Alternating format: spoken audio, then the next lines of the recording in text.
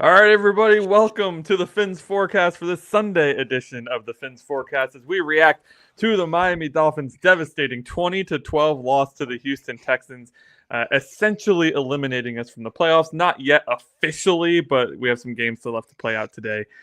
We'll see how all those go. So, of course, this is going to be miserable reaction. What are some positives to look at from this, if there are any, which I do think there's some. And then what does the rest of the season look like? What do we want the Phins to do? They're out of the playoffs, right? We're 6-8. What's next? So we'll talk about all of that as soon as we come back. So.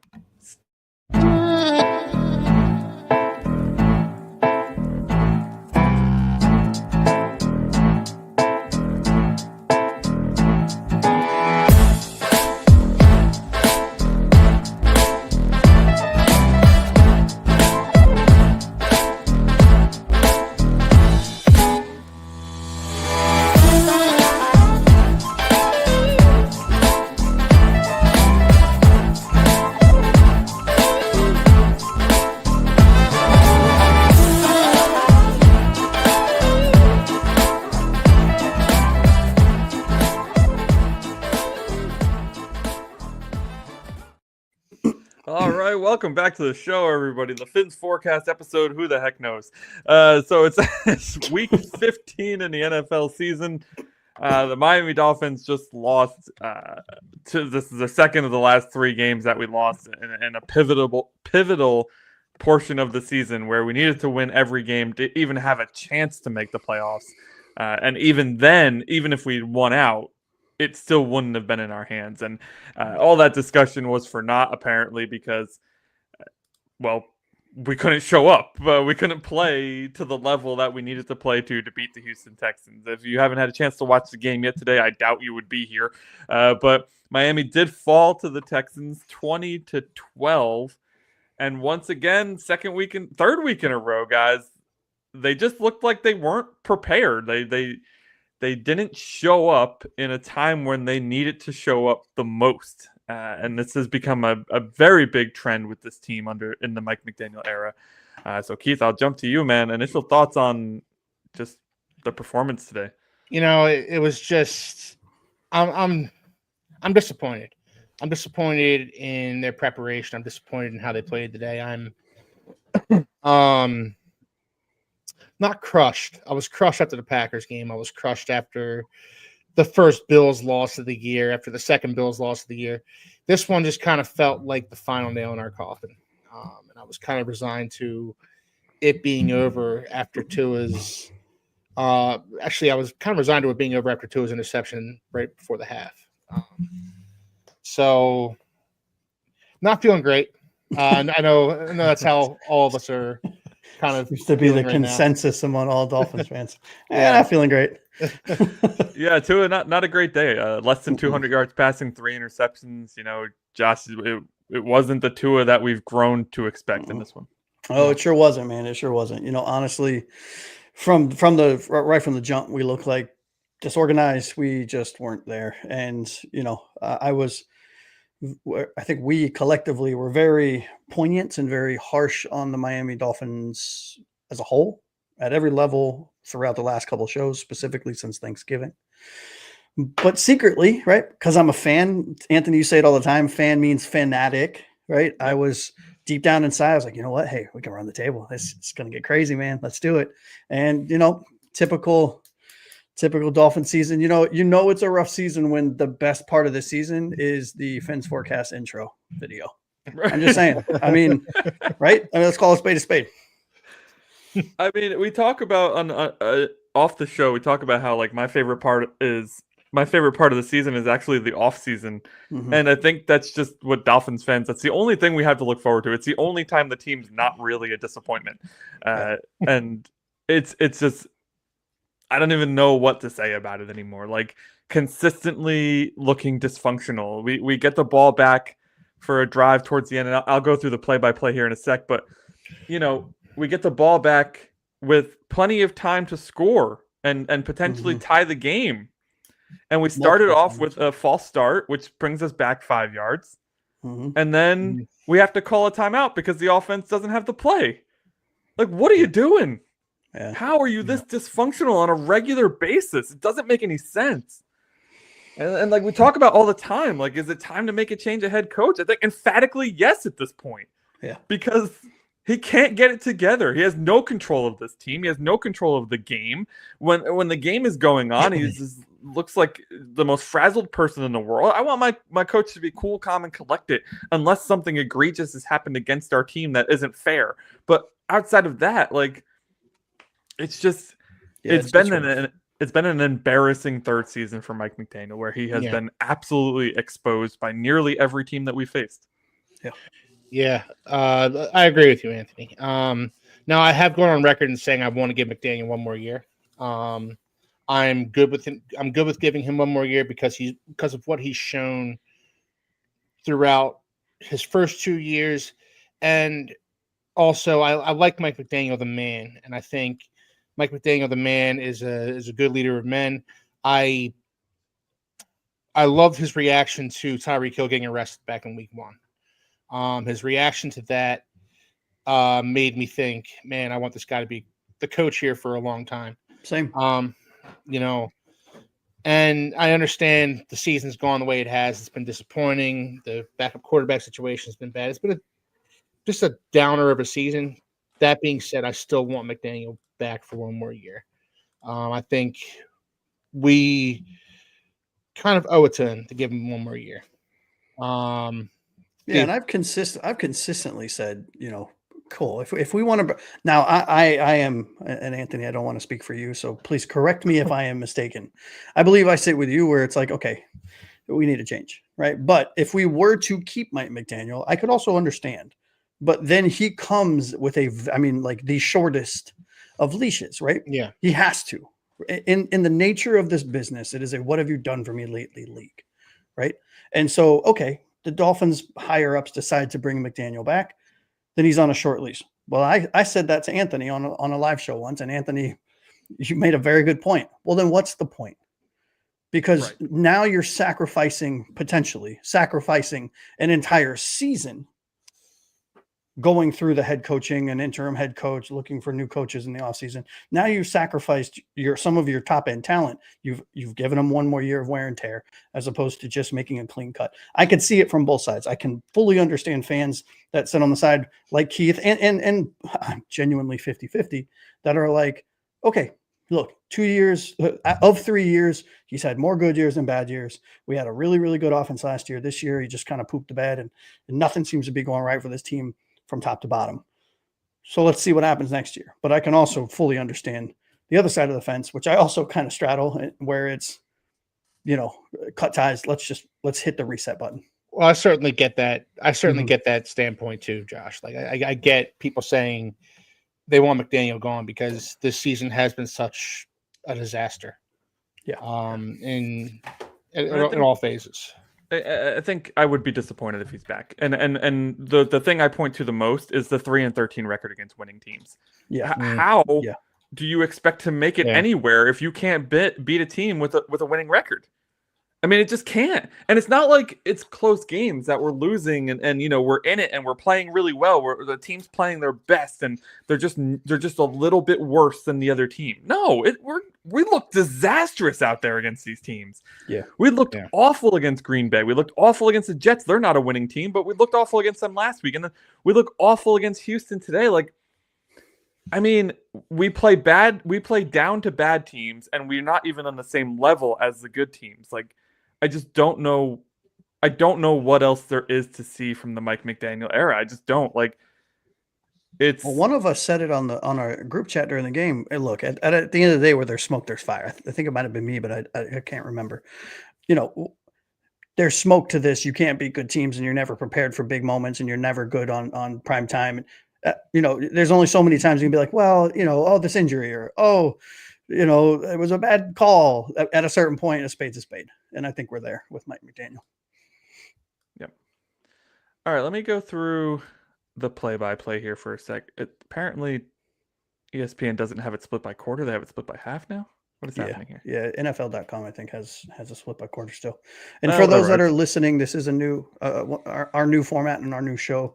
What we plan on doing is doing a little intro and then going into quarter by quarter breakdowns where we, the host of the show goes over the play by play on the big hits, and then we get to chat about the quarter, and then we go to the next quarter, and so on and so forth. Yeah, so let's get into it. First drive, nothing to write home about. 6 plays, 11 yards. We ate up 3 minutes and 40 seconds of the clock just to get 11 yards. What a drive, right? I mean, unbelievable. We start the game with a screen pass, which I wasn't home when we started the game, but I would have been screaming at the TV already. I mean, the screen. That's another reason I want to see him go. We're not going to get into it again. Anyways, that was the first drive of the game for us.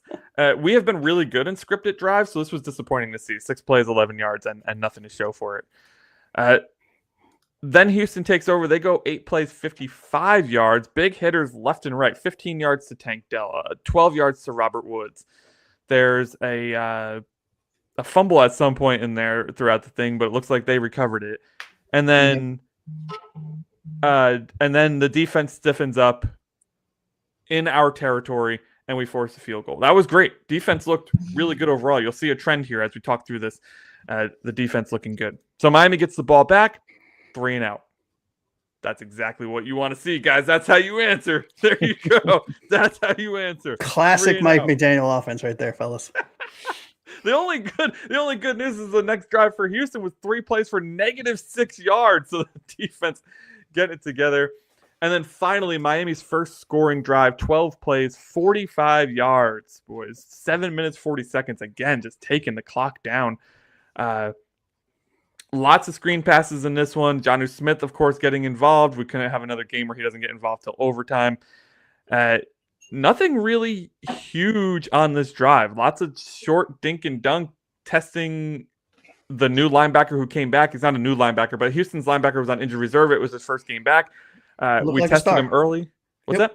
He looked like a stud. Yeah, we tested him early. It didn't work out for us. Let's just put it that way. Yeah, but we do get the field goal. We tie the game up, so no complaints here. This is right around the end of the first quarter because ESPN doesn't do. Oh, there it is. End of first quarter is in the middle of that drive. So early on in the second quarter, we tie it up, and it's a 3-3 game. It's a real snoozer at this point. The next 2 drives, each drive for Miami and for Houston, are turnover on downs for Houston, and then or a punt. I'm sorry. Is this still in the first quarter? No, we're in the second quarter now. Okay. Oh, we want to do the first quarter. Yeah. I'm sorry. You wanted to go quarter by quarter. Yep. I'm sorry. Okay, so the end of the first quarter was in the middle of the drive where we tied the game up. At this point, it's 3-0 when the first quarter ends. When we are driving, pretty slow game up to this point. What were your guys' thoughts? What were you thinking immediately to see the team come out this flat, Josh? Yeah, honestly, my big thing was I had 3, and I'm looking at my notes. Sorry, but I had a bunch of notes in the first quarter, some good, some bad. But my big hitters were, we clearly need a power back. I mean, short yardage, we are just not good at. I mean, we're not good. We're not. I mean, we're not good in a lot of things, but I think one of our biggest weaknesses on this team is the fact that we can't. If we need 3 yards, I don't feel. Maybe you guys correct me if you guys feel differently, but I don't feel comfortable getting 3 yards, 2 yards, 1 4th and 1. I'd rather kick it because I don't want to risk it. My other big note was the fact that they have a rookie cornerback playing against someone that's not Tyreek Hill, because I believe most of the game Hill got shadowed by whoever their other cornerback is. Stingley. Thank you. Stingley Jr. And how do you not remember his name after this game? I know, dude. I've blacked out. I blacked out most of the game. But they have a rookie cornerback starter. Now he's not a scrub. I mean, he's good, right? He's decent. But I thought that was where we would exploit this with Jonnu, with Washington, with Waddle while he was healthy, which we'll touch on later. And we did the polar opposite. We targeted Stingley for some reason. It baffled me beyond belief. Yeah, spoiler alert, targeting Stingley didn't work out, but we'll get to that later in the game. Keith, what were your thoughts after this first quarter of play? Certainly wasn't a inspiring quarter. No, it wasn't, but I was still somewhat hopeful after this quarter because the defense was showing up. As you mentioned, Anthony, the defense was showing up, kind of balling out a little bit, and I thought the offense was going to get their sea legs under him a little bit. And I thought that I felt better about things going into the second quarter than I think I had any right to be. Did Zach have a sack in the first? Yes, he did. Zach sack? Yeah. Yeah, He's a negative baller. 13-yard sack. So a 13-yard sack for Sealer, 3rd and 3. And what a beautiful, right up the gut. Just Yeah, big sack. Sealer had a very big game. You'll definitely hear his name more towards the end of the show when we talk about our favorite segment in sports media. So at the end of the first quarter, the defense was phenomenal. They held the 11 plays, 49 yards for Houston. That's great. If you would have told us that before going in, we would have probably taken that, right? Every step of the way. That's less than 5 yards a play. So we would love that. All right. So as I mentioned, into the second quarter, we are driving at this point. The drive is going well. Lots of dink and dunk. Again, they're still not pushing the ball down the field, but Malik Washington is getting more involved at this point, and he's really looking good, really coming into his own. I think, Josh, you made a point of mentioning it in our chat during the game that Malik was really starting to come into his own here. Yeah, he led the team in receptions and in yards of this game. Crazy. I mean, he had a good day, and he was integral. He had an integral play here on this one. I'm trying to find it. I can't find it, but if one of you guys finds it, go ahead and shout it out. Talking about the third down or the fourth down or whatever conversion where he caught it with like a yard and then spun into That was in the first drive. That was okay. That was in the first drive. Yeah. Okay, this one he just had a 5-yard catch. Sorry, I was thinking the wrong drive. I was thinking the one you were, Josh. So missed that one. But anyways, to start off the second quarter, we tie the game up. That's great.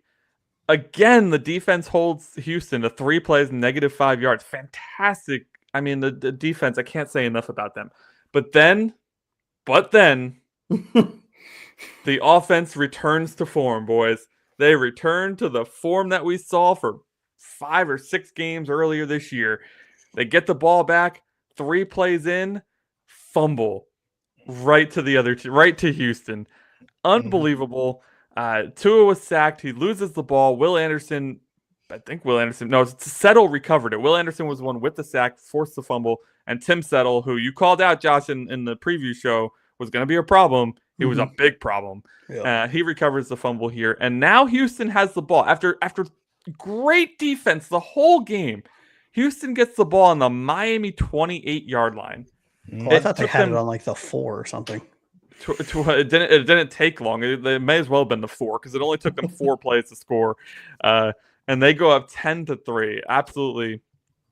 I mean, it's just so gut-wrenching there because the defense was playing lights out. The defense was doing what they needed to do to win a game against a division-leading opponent in the Houston Texans. And the offense puts them in this precarious position where now they're defending a really short field. And they just weren't able to hold up. CJ Stroud and Nico Collins, we talked about Nico in the pregame show. Like, he is an extremely dangerous wide receiver. There was no way we were going to stop him. We just needed to limit him. And he was, at this point, he was very limited. I think this may have been his first or second catch in the game. And for 6-yard touchdown. And it's just, Jordan Poyer, of course, gives up the touchdown. No shocker there. Wow. Yeah. Yeah, and on that play, Poyer was kind of looking into the backfield, like, because Stroud was kind of rolling out. He was, you thought maybe he was going to run it. And Poyer was looking into the backfield like he's going to make a play on Stroud, scrambling potentially. And the linebackers had that covered. Poyer, you need to do your job and stay in coverage and stay on your man. If he does that, then maybe we get away from this drive with a field goal. But instead he gets caught peeking, and Collins leaks out behind him. Yeah, I mean, they scored on 3rd and 3 at our 6-yard line, so they had moved it up a little bit, but still 3rd and 3. You get to stop there. It's another field goal, right? And Poyer Poyer's in a tough spot there. We should never have Poyer playing man on Nico Collins in the back of the end zone, but still, like you said, he gets faked out by Stroud, and he takes a step back, and now his coverage is completely blown. Yeah. So it's about as wide open as in the NFL as you can be. Yeah. In the red zone, and Poyer just is not. He's not good. I'm sorry. Like he's my and spoiler alert, right? He's not my jockstrap this week because there was somebody worse, but he was bad. He was really bad. Welcome back, Cap. We're going to get into that, buddy. Cap says, what are we going to do, honestly? And we'll get into that. We're just doing a game recap right now. So we're in the second quarter. Houston just scores a touchdown. Miami gets the ball back. A beautiful 10-play, 52-yard drive that unfortunately stalls. I really thought, guys, that we were going to go right back down the field and score. That's how this drive was looking. And this is, I believe, the drive. Was this the drive where Dubose got hit and there was like a 12-minute delay? Yeah. No, that was in the third quarter, wasn't it? Yes, it was. It was. Yeah. Okay. So foreshadowing. Anyways. So we had some nice momentum on this play. This was the drive, actually, another drive where Malik Washington gets a 20-yard reception here to start off the drive. Yes. 1st and 10 on our 30, 20-yard catch by Malik. That really gets the drive going. Waddle actually gets injured in this drive, and we lose him for the game here. So that's why Dubose comes in, who just got back from injured reserve. He catches the very next pass for -2 yards, and then the next time we see him is when he himself gets injured later on in the game. Yeah, that Waddle injury looked. I'm glad he was walking around with his helmet ready to go back in because I thought he was done for the year.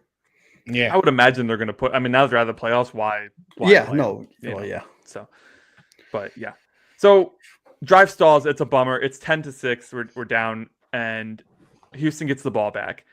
But the defense, once again, this is a freaking trend, right? Like I'm getting fired up just thinking about it because the defense comes in and they hold Houston to a fumble. The ball's. It's a bad snap that CJ Stroud's not expecting. Those are usually recovered by an offensive lineman or the quarterback himself. No, this time it's recovered by Brooks, who does a beautiful one-hand scoop as the ball's being kicked around. I think 6 different people had touched it before Brooks finally touched it. One-hand scoops it up, gets the ball on the Houston 38. I cannot think of a better situation for us at this point. I am pumped. I'm jumping up and down. Yeah. Yeah. I mean, yeah, I was... This is when I said I was hopeful going into the second quarter. This is the kind of stuff I was talking about. Yeah, and they made a play. Maybe it was handed to them by the Texans, but they made a play. The defense made a play to get the Dolphins in a position to take the lead in this one. And go ahead. Up to this point, I mean, let's look at the Texans' drives up to this point, just to give you an idea of how good the defense has been. 8 plays, 55 yards was the first drive. Then 3 for -6, 3 for -5, 4 for 28, but they were for the touchdown. They were put in a bad spot there. And then 4 for 16 with a forced fumble. I mean, that's amazing. But don't worry, guys. We will destroy our chances here because in just 2 plays, Tua decides, I'm going to squeeze this ball in between 6 defenders. That is no hole in sight. The safety standing right there, right in front of the ball, picks it off. And we give it right back to them. Bullock on the interception. It was intended for Hill. Again, a trend. Yep, there you go. Cap for life. That we'll see a little bit later yet again. And then, of course, since they got the interception, the defense again holds Houston 3 plays. They were trying to score a touchdown before the half. Defense says, no way.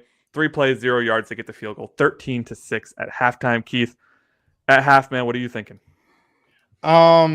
Now, be honest. Well, now my thoughts aren't so rosy because of the way we ended the half. We ended the half. I thought when we got that fumble recovery, I thought we go down there. At the very least, we get a field goal here, make it 10-9 going into the half. I'm happy. I'm good. I'm good with this. And that Tua interception just kind of gutted me for the and I thought.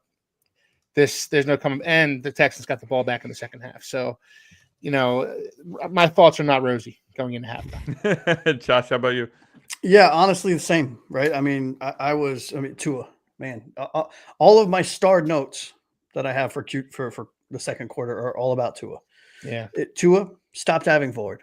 Bro, when are you going to learn? Yeah. Like, what are you doing? And we said that in the group chat, Josh. Yeah, like, and you didn't even get the first. Like, what are you doing? And then, the other thing I have is Tua really needs to learn how to throw the damn ball away. I mean, something that I have continuously said, and I know I'm not the only one, right? But me personally, I have continuously said probably since he came in, he needs to learn to throw the ball away. Live to fight another day. Don't try to. Anthony, I think you said it to begin. He pushed the ball way too much. He pushed everything way too much. Yeah. That was and Steve. it just Steve Yeah. or somebody said it, and it just snowballed into this. He was pressing. Yeah, pressing. Thank you. And it Yeah. turned into the shit show that we got to witness on national TV. So go team.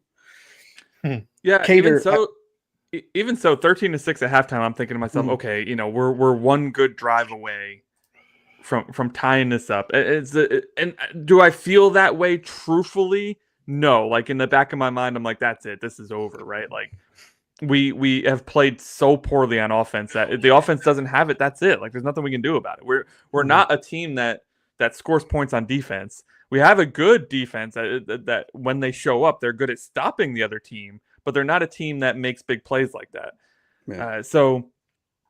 And at halftime, I'm thinking, gosh, do I want to be super positive or super negative at this point? Because if you had to put a percentage on it, what were you guys? I was probably 60-40. Like, oh crap, we're done.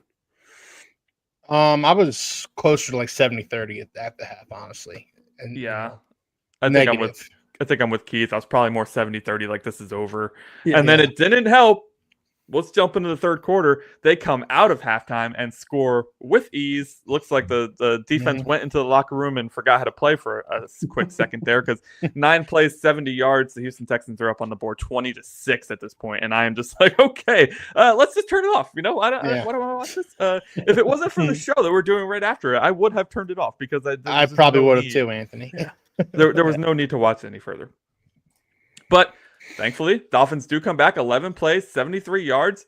They get on the board. And then at the end of that, the end of it was a little wacky because we had kicked the field goal and it was 20-9. But then there was an encroachment on Houston, which made it 4th and 2 instead. So Miami decides to go for it instead of keeping the points. They get the 4th and 2. And then a few plays later, that play, we score a touchdown.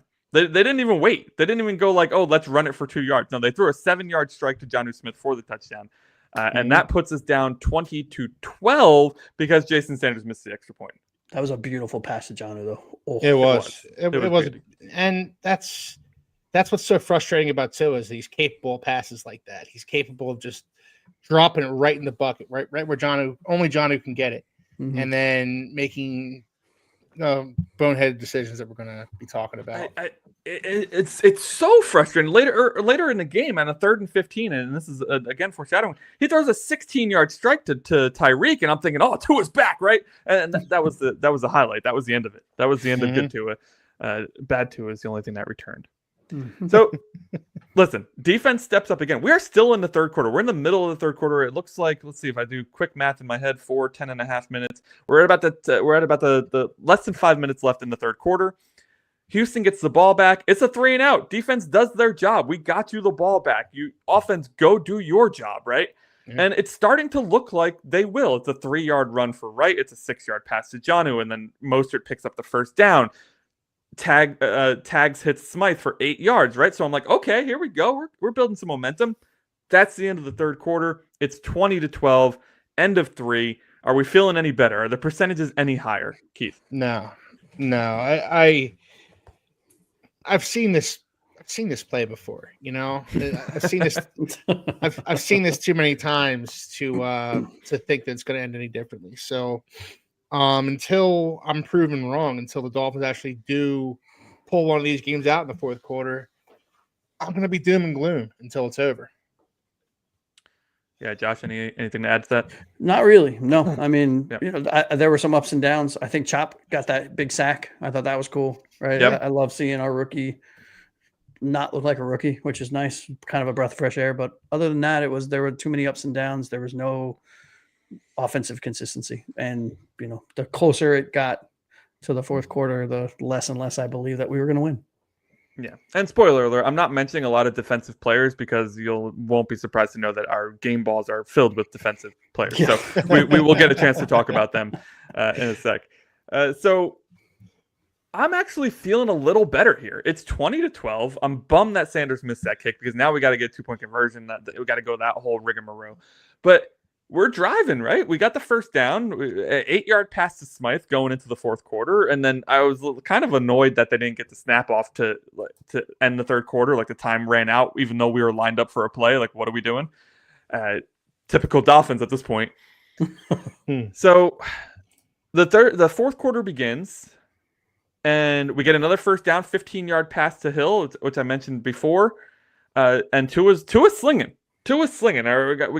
We end up with a 4th and 4. He throws a 9-yard strike to Jonnu Smith. Okay. So we avoided another like ending drive, right? Then he hits Malik Washington for 5 yards, and now we're at 3rd and 5. And this is where we're 3rd and 5 at the Houston 20. And for reasons unbeknownst to any of us, Tua decides, hey, I'm going to throw it to Tyreek, who's covered by Stingley, on a play where Tyreek doesn't even have a step on him. He's not open in any capacity. He's blanketed. But I've decided before this play even was snapped that I'm going to throw it to Tyreek. So he takes 3 steps back. He lets it sling to Tyreek, and Tyreek doesn't even put up a fight. Stingley just takes the ball right from him. It didn't even take it from him. It went right to Stingley. Well, it went right to Stingley. Yeah, it wasn't even whether it was poorly thrown or it was a poor route. I'd have no idea. I did hear on the one of the announcers who was a quarterback. I can't remember who. Trent Green. Yep. Yeah, Trent Green said that somebody spoke to somebody, and apparently Tyreek was supposed to undercut, but he went over. I think that was the case on the first interception. The second one, I don't know what. I didn't hear that on the. Maybe that was the case in the second interception, Josh. But that was certainly the case in the first interception. Yeah. They were talking about that coming back from break because they had interviewed McDaniel, and McDaniel was very poignantly pointing fingers without pointing fingers. Essentially saying that there was guys not doing their job in the first half, which that falls on you, bro. Exactly. It's your job to make sure everybody does their job. That's when we say that sounds like a you problem, bro. Like when we've been seeing people not do their job all season. Like you thought you would have corrected this by now. It's actually been 3 years of it. But yeah, okay. So Tua throws on. We have the ball on the 20-yard line. We're driving. We're gonna tie this game, and he throws the most egregious interception. Derek Stingley must have thought it was Christmas already because he didn't even have to move. The ball's thrown right to him. Absolutely atrocious. And that's how the fourth quarter begins. And that's where I was like, yep. Yeah, Stingley was our best wide receiver, guys. Stingley was our best wide receiver. All right, let me speed this up because I know we have to get to game balls and jock straps, and the end of the game is a really sad story, so I don't want to harp on it too long. Next Houston drive, they go 9 plays, 26 yards, and then they punt. Miami gets the ball back. Hey, another chance, guys. Let's do it. No, 3 plays, -9 yards. You thought we were going to do something. Then it goes to Houston. They get 3 plays, -5 yards. So again, the defense doing awesome. Yep. Tua gets the ball back. This is the 3rd drive. Now, Tua has had the opportunity to carry this team to the playoffs. Mm-hmm. And this is where the Tua doubters come in, and this is where they're loudest, and this is where they're right. This is where they're right. When he is needed to do something, to carry the team, to pick them up, and win a game. He has had 3 drives in the fourth quarter. And instead of doing that, he throws an interception again on the first play. Again to Derek Stingley.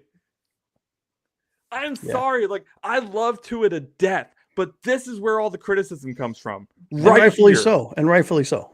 Now, I will say this. Like, first interception may not have been Tua's fault. Second certainly was. Third one, guys, Stingley made a hell of a play on that. Tyreek Hill had stole it from Tyreek. I mean, I get it. It's more on Tyreek than Tua. It's Tyreek, more on more on Stingley just making an outstanding play. I know, but I go back to this all the time. If you're a superstar versus a superstar, I want my superstar to win once in a while. Yeah. And our superstar was non-existent all game. Yeah. So all season. Well, yeah, that's fair. Well, and this is, we'll get into this maybe on a Wednesday show, but the fact that Tyreek Hill has more babies and touchdowns this year, that's a problem. that is a serious problem. Not that he's having kids. Good for him. Like, go nuts. No pun intended. But, maybe do something on the field as well. And I'm sorry to cut you off, Keith, because that's a really good point. Stingley made an amazing play there, an amazing play. But one thing I've noticed, and we do it a lot, and I'm sure other Tua supporters do it a lot, is that we tend to be like, well, was that really Tua's fault? Yeah. And he threw the ball, right? Yeah. Like he made the decision. It still counts as an interception in stat line. Yeah. So I can I say that I wouldn't do that too? No. I mean, we're down by 8. There's only a couple minutes. There's only not even a couple minutes. There's a minute 45 left in the game. I'm going to Tyreek too. Yeah. But I would definitely like to see something that's a little more overhead that he can run under and just take it and go. I do think the ball was a little underthrown. Yeah. I will say that. But this goes back to my point earlier, fellas, where it's like, okay, cool. Yes, we want our stud wide receiver, who I still think is a top 5 wide receiver, potentially, maybe 5 or 6, whatever, from a talent level, right? Still a really, really good wide receiver. He's going against their best cornerback, who has already picked us off once. Yep. Here's a novel idea, Mike McDaniel and Tua. How about you pick on their rookie cornerback? We are down a single score. We've had 4 chances and we've screwed them all up, or 3 going into the 4th before that last debacle. Yeah. How about you throw to the rookie cornerback? I'm sorry. Like, there's just so much wrong with this game that It was just easy peasy for them at the end. There's no Waddle, right? Dubose is out, and it's Malik Washington. So I mean, I think the defense just triggered down on Jonnu, and they're like, we don't need to do anything with Tyreek. We don't need to give help. We got Stingley on Tyreek. We'll put the rest of our guys on Jonnu, and we'll see if they can do anything. Spoiler alert, they couldn't do anything. Yeah. And there was a point where I read a stat where Achane had 75 yards and the rest of the offense had 63. Yeah. Crazy. I mean, overall, we had nothing. Like yardage wise, we were awful. And you said in the preview show, averaging 30 points a game, we scored 12. Yeah. It was a crazy game. And True Fin Fan, welcome, dude. We're gonna get in the Game Balls and Jock Straps here in a second, but I do want to hit the chat. Cap for life, True Fin Fan, love having you here. Let's see. True Fin Fan, you did get one number right again, dude. You are just Nostrafrickin-Damus over there. Yeah, no kidding. I don't know why. You got your Wheaties going, dude. Yeah, I don't gamble, but I might start. And listen, I think we're all Tua guys in here. But after this game, this is not a wrong question. Yeah, and don't forget, a wrong question. And don't forget, fellas, and True Fin Fan, I don't know if you were here when we did a mathematical and contractual breakdown of Tua's contract. The Dolphins can get out of Tua's contract at the end of this season with, in the scheme of things, relatively small slap on the wrist in comparison to the $258 whatever it was $1 million contract he signed. We can. You said it was like 36 million or something like that. So we would be on the hook for 36 to $40 million next season, and then 8 the rest of the 3 years, which is nothing in this NFL. Yeah. So, can you imagine saying, $8 million, whatever? Must be nice, fellas. But so, I mean, there are some very hard decisions at every level of this organization that need to be had.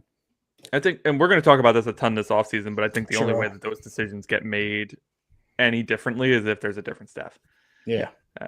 So let's get into our favorite segment, boys. And by the way, I'm not there yet. Tua had a bad game, but I'm not ready to jettison Tua. No, I'm not ready to jettison. He didn't say that either. He said, should we start thinking about it? I think we are at a point where we can realistically start having a conversation. I'm not ready to get rid of him. I'm a Tua guy. I have like 15 of his jerseys. I think I don't want to have to get another one. How he finishes the season is going to say a lot. Very much so. Yeah. All right. Let's do it, boys. Now it's time for the greatest segment in all of sports media. Game Balls and Jock Straps. Gets me every time. We both hit it at the same time. Game Balls and Jock Straps. Here we go. Gonna jump right into it because we are hitting the time mark that we wanted to hit, and we're way behind. So, Josh, give me your game ball. Yeah. So my game ball goes to Chop Robinson. I thought again. I know I had alluded to it earlier.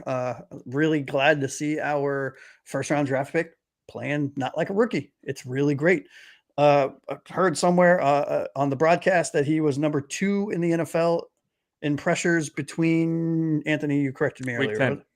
From week 10 to now. Amazing. He had a sack and a half this game. Had three sacks in the last 2 games. I think he had, in the last 3 weeks, he's had three sacks. A lot of sacks for a rookie who wasn't doing much in the beginning of the year. Yeah. Really happy with how he's coming along. You can see he's been working on his strength. He's been working on his, second and third tier moves as a defensive end. He's got a decent power rush. His speed is off the charts, and he's working on a spin move now, which is nice. That sack that he had on Stroud where he got pushed, the tackle did a phenomenal job, pushed him right past Stroud, probably 3 yards past Stroud. And he made a comeback. He did a half spin the opposite way, dove, got his feet, sacked. It was beautiful, man. It really was. Yeah, it looked like he essentially, I don't know if you guys have ever played volleyball, but there was a point where you put your hand down on the floor so the ball hits your hand, not the floor. It looks like that's what he did with his foot. He just put his hand underneath and was like, you're done. It was awesome. It was really, really stand out. Again, statistically, a sack and a half. Okay, good. Yeah. But, he was around the quarterback consistently, and it was nice to see. 3.5 sacks on the year now, man. I mean, it's not world beating, but he has definitely come into his own. I think we're all starting to get much happier with that pick than we were for 6 weeks of the year, first 8 weeks of the year, whatever. I was one of the ones that panned it, but man, he's looking like he's becoming the real deal. Jalen Phillips comes back healthy. Well, we've got to, if we re-sign him. Yeah, true. A lot of questions there too. Oh God, offseason. We have a lot to talk about this offseason. I'm excited. Yes, Not right now. Not right now. Do. Keith, your game ball was also on the defensive line. It was Zach Sealer. Zach Sealer had a hell of a game. Had that sack we talked about in the first quarter, where he kind of did a stunt, went up the middle, got to CJ Stroud, and he drew another holding call later on in the game. And he was just, and it also warrants being said, Joe Mixon did not have a great game in this one. Zach Sealer and the guys along the defensive line, not just him, but Calais Campbell, Deshaun Hand, they all deserve a round of applause for holding Mixon to, because Mixon's been unbelievable this year. He's had a career renaissance here down with the Texans, and so Sealer and everybody on that line deserves to get their flowers for this game. Yeah, absolutely. I think my guy really helped there too. We've had so much trouble getting running backs out of the backfield this year, and guys on stretch plays that just absolutely tear us apart. I think Jordan Brooks has had enough of it in this one. He was not going to let Joe Mixon run over us, and they did not. Between Sealer and the boys handling the middle, anything to the outside, Brooks was there. He was just a monster. I mean, he was like, I'm tired of this. Everybody's been running over us every week. I know Joe Mixon is having a fantastic year, but not against us. I mean, it also helped that they only ran the ball 5 times with him. But five times, 33 yards. That's a good yards per carry for him. But if you watch the game, he wasn't as effective. Oh, I'm sorry. That's how many catches he had. 12 for 23 on the ground. I was about to say, sorry. Definitely ran for more than that. 12 for 23 on the ground. That I was thinking to myself, wait, that number doesn't seem right. I was looking at receptions. Yeah, so 1.9 yards per carry for Joe Mixon in this game, which is, I wish we were celebrating a win because we would definitely be highlighting that more. For sure. Yep. I mean, to stop Joe Mixon, who has been, if it wasn't for Barkley and Henry having career years, Joe Mixon would be the story of the year, right? I mean, he's having a phenomenal resurgence. And our defense, they really held their own against him. I mean, Jordan Brooks is, Jordan Brooks, top 3 free agent signing over the last decade, in my opinion. Oh, so good. Absolutely. Right? All I keep flashing... Yeah, and all I keep flashing back to is that YouTuber. Right? Sorry, go ahead, Keith. No, we signed him to a 2-year deal, right? He's coming back next year? Yeah, we have him for 1 more year. Okay, good. So all I keep flashing back to is a YouTuber who's a Seattle Seahawks fan, and when they signed Jordan Brooks, I think that's when he started his channel because he was so beat up about the fact that they lost Jordan Brooks. And he was like, Miami, you got a real one. And he was going through his tape and stuff. It was really cool. From that moment, I was keeping an eye on him, and he's been everything that guy said he was going to be. I mean, really phenomenal signing. All right, guys, but with game balls come jock straps. There's a lot of jock strap. Actually, there wasn't that many jock strap options because there was 3 people who played really, really poorly, so it was kind of easy pickings for us here. So, Keith, I'm going to go to you to start us off on this one here. Yeah, I took Jackson Carman. He was the Dolphins' replacement right tackle for Kendall Lamb, who replaced Austin Jackson. I understand this guy's the 4th-string right tackle. I get it. It seems a little harsh maybe to single him out for having such a bad performance, but he had a bad performance. And I'm not making excuses for Tua because I know he's probably going to be mentioned in this jockstrap segment coming up. I'm not making excuses for Tua, but it has to be a little unnerving to know that Will Anderson is lined up on your blind side. And Hunter. and yeah, or Hunter. Yeah. And you got your fourth string right tackle protecting your blind side.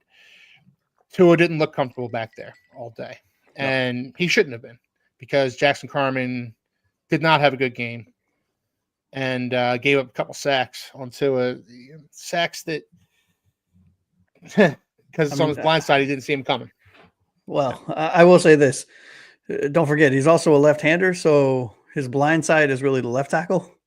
No, his blind side, the right tackle. Oh, right. Yeah, that makes sense. Yeah. Sorry, I suck at geometry or whatever. Patrick Paul was on his, Yeah. Patrick Paul showed out, though. Patrick Paul had a nice game. But Jackson Carman did not. And as a result, I think we were talking about this before the show. As a result, Liam Eichenberg did not have a good game. Yeah. The entire right side of that offensive line was not good today. And, I'm not making excuse for Tua. Tua had a bad game, but didn't help that his entire right side of his offensive line wasn't very good. And Dolphins couldn't run the ball today either. No, a player's bad when he makes Kendall Lamb look really good. Yeah, a player's bad when I missed Kendall Lamb, and that's wow. Yeah, I'm gonna snap that and play that at the end of the year. Yeah, I missed Kendall Lamb in this game, and that's just never thought I'd say that. I will jump in there, though, because you said you didn't want to make excuses for Tua, and I hope not, because Tua is my jockstrap. Yes. I mean, he had a horrific day today. Yep. He had so many opportunities to pick this team up and bring them to victory, and it just didn't happen. He wasn't reading the defense very well. His pocket presence is non-existent. It has been since he came back from the injury. I don't know what's going on there. I don't remember him ever having this bad a pocket presence, but currently it's awful. He can't feel the pressure at all. And when he finally does, he's too dang slow to get away from it. So I think Tua had the most forgettable day that he's had as a Dolphin since Mike McDaniel took over, probably. 3 interceptions, which I would probably put all on him. I mean, I know the first one was a little questionable. We don't know the routes that they're supposed to run. But, I mean, they were bad. 3 interceptions, dude. They were bad. Yeah, they were egregious. All of them looked really bad. And the second one was directly to Stingley, so I don't know what excuse you could possibly have for that one. I don't care what the route was. You threw it to the defender. I mean, it's just look at where you're throwing it, dude. I mean, I don't know. And what's frustrating about Tua is you see the talent, right? Because, for example, just in this game, the pass to Jonnu for the touchdown was one of the prettiest passes I've seen in a long time. Just touch right on the money, where it was supposed to be, right on a dot. And then he turns around and looks like he's never played the position before. It's real interesting. There's too much screen in this offense too. Like, you're going to get into it in a little bit, Josh, with yours here, but this is a good time to bring up this one too. If Tua wasn't on our team, what were your thoughts beyond him? Injuries, blah blah blah, all that stuff. If he was on the Cowboys, how would you judge him? I mean, I don't know. Because he's on our team, so there's no way for me to think about it other way. I don't do hypotheticals either, but I would be roasting him a lot more. I would tell you that, because I roast Dak Prescott like it's my job. So, not that we're talking. I mean, I get the Cowboys as a throwaway team, but no, I roast all other quarterbacks. Quarterbacks who aren't ours, I roast them. Yep. But then again, I don't see them week in, week out. Right. And there's too many variables, coaching variables, player variables, offensive line variables, wide receiver variables, tight ends. Like, I don't know. Like, I get the question. I get the point of the question. I get that, we have the teal colored glasses on. We're all wearing Dolphins colors all the time. And we have admitted several times when we've been wrong about players on our own team being not as good as we thought they were. Is Tua one of them? More than likely, but it's the best quarterback we've had since Marino. It's not even close. It's not. I wasn't a huge football fan in the Marino days, so I don't even remember those days that well. So it's the best quarterback I've had as a Dolphins fan. And what am I supposed to do with that, right? Like, keep poo-pooing on him? He had a really bad day. He hasn't been good against winning teams. 1-17 record, like you said, true Fin fan. But we don't have a better option. Right. No. And that's my biggest takeaway when I have these side conversations with fans, both of the show and fans of the team, right, that reach out to me and we spark up some debates. It's okay, cool. I'm with you. Let's say we get rid of Tua. Then what? What is your alternative? Who are you going to sign and why? Who is available? Why? Who are you drafting? Why? I mean, and nobody can come up. I shouldn't say nobody, but there's not a lot of offerings. So help me God, if you come up with a Madden style trade, I'm just going to smack you. Right. That's my point. And I've had these conversations like, oh, well, if you trade, our first round this pick and our first round pick this year and a first round next year, we can get into the top 3 and maybe we can get Cam. I'm like, come on. Or even worse, let me just clear things up now. The Chargers aren't trading Herbert and the Bengals aren't trading Burrow and they're not trading Mahomes and they're not trading Josh Allen. They're not trading enter name of quarterback who's really good here. Right? Yeah. Because why would you? Yeah, let's trade Lamar Jack for Lamar Jack. Okay. Yeah, sure. It doesn't make any sense. Yeah. So But I think Anthony, your last comment about, this is also goes to coaching, kind of leads right into who my Jock Strap is, right? And that's Mike McDaniel. I think I've been a Mike McDaniel believer. I've been Mike McDaniel kind of putting up the shield in front of him from all the fans and all of the criticisms and guys, 3rd year as a head coach. Look at what he did the last 2 years. Look how he revitalized Tua, resuscitated this man's career. Look at what he's done to this offense, to the league last year. Let's give him a chance. But I gotta be honest with you, I'm getting real fed up real quick. And I think the reason I'm getting, I don't want to use the word hostile, but the reason I'm getting so emphatically angry with him, to use another word of the day, thank you, word of the day, toilet paper, is because it's getting harder and harder to defend him because you see him, there's no patience. There's no adjustments, seemingly. I'm not saying there aren't, but from a couch coach's, right, whatever that term is, right? You don't see the adjustments, in both in game and out of game. You don't see, like we have said multiple times on the show, targeting seemingly the opposing team's weaknesses. You seemingly are so stubborn in the belief in your system that you're going to force it and you're going to have bad games. You look at his record against winning teams. That is well documented. It's not good, right? That's not on Tua. That's not all on Tua. That's also on the head coach. That is a stain on your record as a head coach as well. This is not a one-person, team. This is a team sport. Coach, GM, owner, all the way down to the water boy. And from year 1 to year 2, you saw adjustments. You saw tweaking of the playbook. You saw wrinkles in the run game. You saw wrinkles in the pass game. From year 2 to year 3, it is, and admittedly, I'm frustrated with this team, so I'm probably over exaggerating. We have regressed across the board. We have regressed in the run game. We have regressed in the deep passing game. We have regressed in the intermediate passing game. We've regressed in the short passing game. We've regressed in blocking. It's just when you are responsible for the offensive side of the ball and you are the head coach, this falls in your lap whether you want to or not. I could see, Keith, a scenario in which we do keep him. Cool. Yes, he's on a short lease, but he needs to relinquish offense. He needs to hire an offensive coordinator. Yeah. Be the head coach. Guys, So guys who are in the know, guys who do analysis on YouTube who are former players and former scouts and stuff, they love this offense. They love his play calling, right? They see things way differently than I do, and you guys do. But if it's not translating to wins, who cares how fancy it is? Right. Right? Who cares how genius it is, how dynamic it is?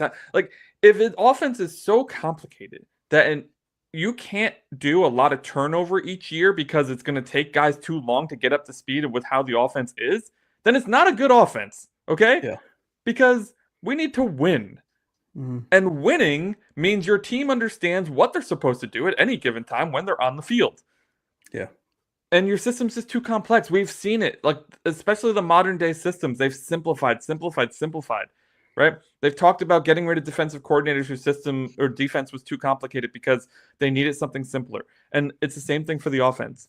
And you're seeing it with the 49ers with Shanahan too, right? They fell apart this year. They were decimated by injuries, but also their offense didn't look good. And we run the same offense. But guess whose offense has looked good? And they also run a similar offense. It's the Green Bay Packers. Because LaFleur has changed that system so much, and he's simplified it down, and he's not worrying about all this fancy to-do pre-snap. He's just playing football. And the Packers look great. And the 49ers and Dolphins have both regressed. I mean, I don't think that's a coincidence. Yeah, how many times have we said it in our group chat and on the show? Let your players play. Yeah. Right? Yeah. Put your wide receivers at a wide receiver at their position. Put your fullback at his position. Put your running back at his position. Stop with all the fancy motions and screen. Hey, I pay you $75 million. Go make a catch. Here's the route. What route do you want to run for this specific play when we see this kind of defense? This is all pregame, right? And building up the schemes. Okay, you want to do a 5 and in. Okay, well, you better win that route 80% of the time. Let your players play. Yeah. Yep. Go to the chat before we go ahead and log off. That's the opposite of what we said, True Fin Fan. Were you listening? We were saying that we criticize other quarterbacks more because they're not our quarterback, and it's harder to do because we have rose-colored or the teal-colored glasses on with Tua. And this is a question that, every fan is going to be asking over the next few weeks. And one bad game doesn't mean we cut ties with Tua, but I do think he has a lot to show for to finish off this season for the 3 or 4 games that we have left. I don't remember. I think it's 3. Yeah, his job is not as secure as I'm assuming he thinks it is. Yeah. Or rather that it should be. Especially if a new GM comes in. Right. Or a new head coach or a new combination thereof. Yep. Right. All right, Keith, final thoughts, buddy, before we sign off. On to San Francisco. Josh? I want to take a moment to thank Cap and thank True Fin Fan for joining us. You guys are kind of a staple now for the show. We really appreciate your guys' support. Like and subscribe, those that are listening. First-time viewers, if you find us on YouTube, we do a show every 2 weeks. Or every 2 weeks, Jesus. We do 2 shows a week. 2 shows a there week. We go. Wow. And really appreciate everyone's support, and go Dolphins. Yeah, I'll second that, guys. Just because we disagree with you in the chat, too, doesn't mean that we don't love having you here. We absolutely love having you. We need differing opinions, all right? Sometimes we all agree too much, and it's crap. Yes.